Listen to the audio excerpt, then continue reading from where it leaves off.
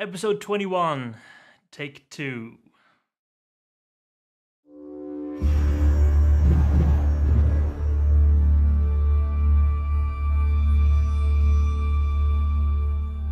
Hello, ladies and gentlemen, and welcome to Fortnightly Frontier, the show where we go in depth in all the goings-on in the Star Citizen verse. I am Darionator, and with me is, as always, the elusives of Unit, my assistant.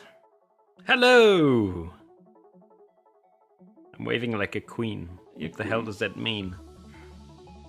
Maybe you should come out of the closet? I don't know. This is episode 21 for week 46 of 2014.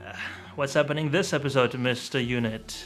First up, we have the Hyper News, where we give you a rundown of the latest news from the verse. And then we move on to Major Points, where today we talk about the FPS module reveal at PAX Australia and the 0.9.2 Arena Commander patch. But before we get started, we would like to ask you, our viewers, for feedback. We have monetized our videos from the beginning in order to get some money to help us upgrade our recording equipment, give me a green screen and some proper lights, attend events, that kind of thing, and possibly even do giveaways. We never really expected much from that, but we have actually made pretty much nothing so far. It's less than $1, so... Nothing! Yeah.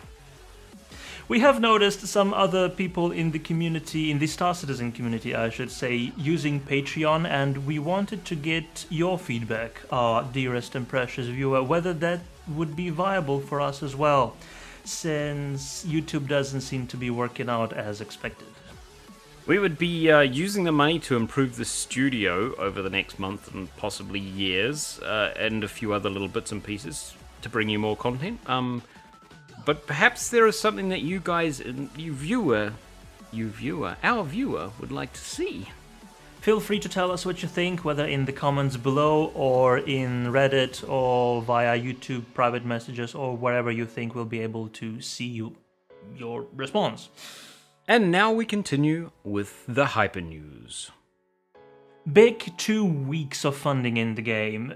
The $59 million stretch goal was reached as was predicted in the previous episode, and the $60 and $61 million stretch goals were also smashed on the back of the AG's Redeemer sale. For the $59 million stretch goal, we get the Anvil Aerospace Crucible, a so-called flying toolbox.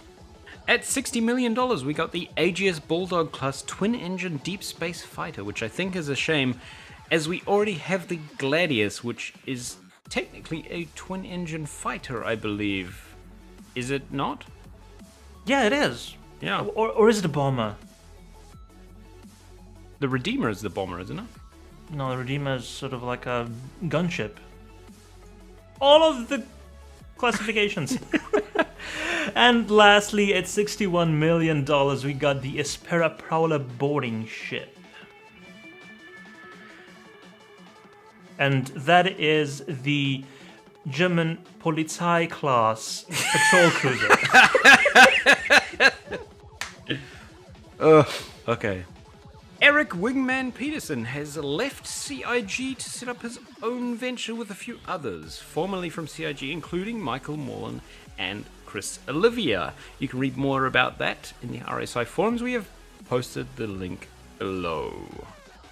The M50 Racer can be test driven again, even if you don't own it, but this offer only lasts until the end of the week, so if you want to go play it, go now, because you only have just a few more days.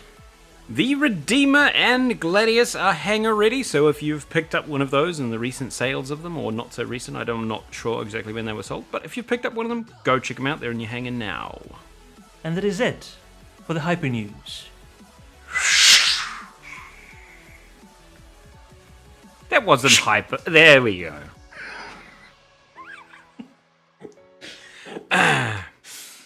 Now moving on to Major Points, where after the PAX Australia presentation, we can confirm that the FPS team, Redacted, are Ilphonic.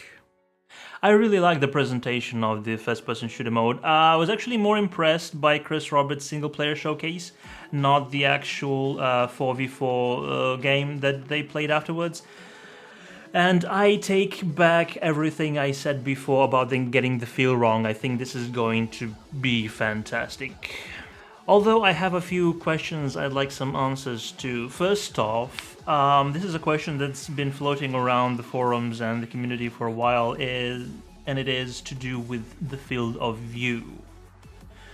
They did mention that during FPS mode, your field of view is going to be a bit narrower than otherwise because you're in a helmet, and changing your field of view in a situation like that would just be filling the edges of your screen with more helmets, so that's a bit pointless. But what about when you're not wearing a helmet? Will it be possible to change that? Because it's been actually documented that some people get motion sickness if the field of view is not wide enough. It's called the Total Biscuit slider because he does get very motion Yes. sickness when he is unable to... He does, yes, and he raves on and on about games that don't have the ability to change your field of view. Or I think his most hated type of game is where they change the field of view automatically and dynamically without your input. Yeah. Yep. So this might be the case here, but we'll see. And another question, will we be getting any badass weaponry? Because what we saw in the demo was just a little pew-pew machine gun. Was it a submachine gun even? But furthermore, will we get something iconic? I know this is just very early stages, pre-alpha, but just look at any other franchise, whether it's Star Wars, Half-Life, Mass Effect. It doesn't even have to be science fiction, but if you go to something like Comic-Con, you can see people dressing up as characters from those franchises, and you can immediately spot what they're dressing up as. And what we saw in the demo was just, generic Space Marine. I'm a bit disappointed in that. However, it is, very early development, pre-alpha. Yeah, it's like pre. Put as many pre's as you want on it, alpha. So I guess that's very early on. I mean, I was slightly underwhelmed by the whole thing. It didn't seem like a very interesting game to me at this point. There's a few gimmicks in there, but I do think they concentrated too much on the mechanics of the game and not enough on the wow factor. Yeah, but on the flip side, they're still developing it as it is very early. So they are putting together stuff to test the mechanics that they're trying to build in later, I guess. Yes, but even at this early stage, I think they should also do something to wow the public. You're not going to get new backers in with just raw basic mechanics. You get geeks in that are just gonna geek out over something like that, but a more basic sort of player is going to look for something that really attracts them, something that wows them, something very impressive. Would you rather them spend their time building, wow, look at this thing, and spend like 3 weeks of development time building a little animation and the way something looks cool and an explosion and stuff? Or would you actually rather them be working on the game mechanics? And I think it's unique in the gaming world where we've been so... The development process has been so visible so far. So when... But then again, on another point is that I haven't been that impressed with FPS demos in the past. I always kind of look at it and go... So maybe that's just a personal preference. How it plays is much more important when it's an FPS than how it looks. Take note. Yes, that may be true. And like you said, this is unprecedented at how early we get to see actual builds and development builds of games. So previous games like that where they did showcase the betas and the alphas, that it was much further on in the game and they had a lot of time and resources dedicated to other aspects and then just getting the mechanics down. So yeah, I suppose that's right. Maybe in the next demo, maybe before March, we'll get to see something that also covers other parts rather than just pure mechanics. Yep. But other than that, the event at PAX Oz also came with a new patch. And this is hardly news by now because it came out literally a single day after the previous episode came out. So everybody should also know all about it. Yep. But basically, apart from a plethora of bug fixes and balance fixes, we saw the addition of the Gladius and Redeemer to the hangar, and quite a few changes to the flying mechanics, including new targeting models, something we'd love to talk to you about if it weren't for the fact that it completely resets all of our controls. No, actually, I did have a play around with it, not with just the default controls, because this whole resetting controls thing is just getting to me. But I knew it was going to happen from the start. I knew it was going to be like this. And there's a lot of people that don't seem to realize that the controls and the targeting systems and everything that have been put in from the beginning are not the ones that we're going to end up with. This is going to change and evolve. And I think the system they got now is a lot more balanced. But yeah, resetting my controls every damn time. I guess I should just get a bit of paper and write a list or something. That would probably help a little bit there. Something that would really, really help with this, a single button export preset. And then when new patch comes in and resets all your controls, you just import the preset and there you go. Even if it's not smart enough to pull, or save all your stuff during these passes, something like that would really go a long way. If anybody at CG is watching this, come on, guys. Yeah. Well, we're expecting for the next major patch to have properly customizable controls, like being able to unbind keys and buttons, which would kind of be nice. But you just to build my control scheme, I spent quite a long time, over an hour, possibly even over 2 hours, just playing against the tweaking and testing. Yeah, that doesn't feel right there. Move it around, and then all of that's gone. So you think that for Arena Commander 1.0, which should be coming before the end of the year, we'll get fully customizable controls the way they're supposed to be? I would hope so. Being able to unbind controls is a very key component to that. So we shall see. Well, we promise to get off our lazy asses and figure everything out by the next episode, so you can look forward to that. And that is it for episode 21 of Fortnightly Frontier. Don't forget to like and subscribe below and share on Twitter, Facebook's, YouTube's stuff, Google+, all of that.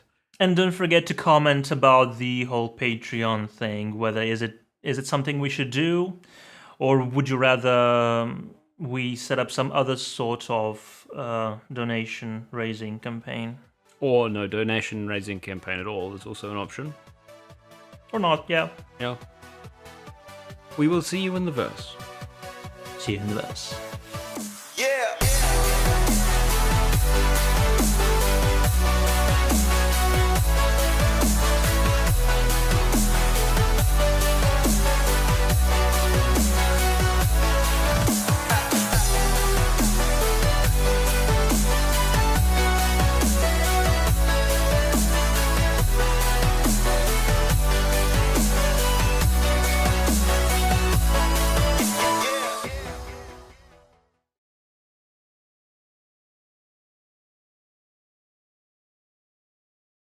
Episode 21, Take 2. Take 2. Yeah! We're recording this on a Tuesday. Yeah. It's turning into a veritable how fast can you edit? Yep. We had a failure on someone's end, so it's, yeah. We have to do a redo. Yeah. Don't worry, it's happened before, so it has, yes. It does happen sometimes.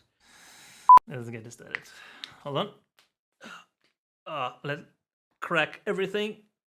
Hyper News, where we give you a rundown of the latest news in from the verse. In from the verse. Can I do that again? This just in from the verse. Yeah. This episode, we're going to have a... fucking Jesus. I had one beer. That's terrible. Exactly. Yesterday we were both sober and we just blazed through everything. Yeah. But that's not fun, is it? Nope. I should stop looking at. I should just do it in one go. I'm not a professional.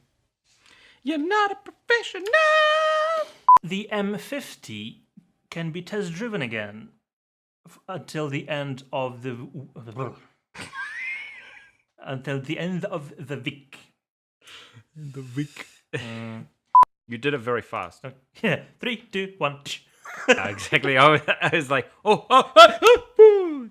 Anyway, now moving on to major points. We're after PAX let me get the wording right. Is that it? Yep.